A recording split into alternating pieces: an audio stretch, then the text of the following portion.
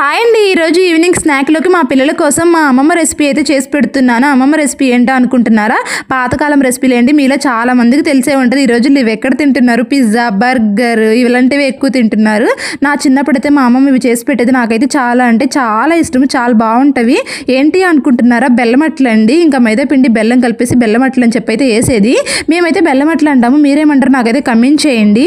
ఇంకా ముందుగా వచ్చేసి బెల్లాన్ని మంచిగా చితక్కొట్టేసి ఒక బౌల్లో వేసుకుని వాటర్ వేసేసి కరిగేదాకా సైడ్కి పెట్టాలి. బెల్లం కరిగిన తర్వాత టేస్ట్ తగ్గట్టు ఉప్పు యాడ్ చేసుకుని ఇంకా మైదా అంత హెల్దీ కాదు కదా అని చెప్పేసి నేను గోధుమ పిండి అయితే యాడ్ చేసి ఇంకా దోశ మిక్స్లో అయితే మిక్స్ చేసేసాను. ఇంకా అలా మిక్స్ చేసుకుని చక్కగా పొయ్యి మీద ప్యానం పెట్టేసుకుని ఇంకా చిన్న చిన్న దోశలా వేసేసుకోవడమే. చాలా బాగుంటాయి టేస్ట్ అయితేను. మా హస్బెండ్ అయితే అస్సలు తినరు, తీయగా ఉంటాయి. తీపి చాలా తక్కువ తింటారు ఆయన. ఇంకా అందుకని చెప్పేసి పిల్లల కోసం నా కోసం ఇలా అప్పుడప్పుడు అయితే వేసుకుంటూ ఉంటాము. ఇంకా పిల్లల పేరు చెప్పుకుని నేను కూడా అయితే తినేస్తూ ఉంటాను. మీరు కూడా తిన్నారో లేదా నాకైతే కమెంట్ చేయండి. వీడియో నచ్చితే లైక్ చేయండి, షేర్ చేయండి, అలాగే సబ్స్క్రైబ్ చేసుకోవడం మర్చిపోవద్దు. Thank you for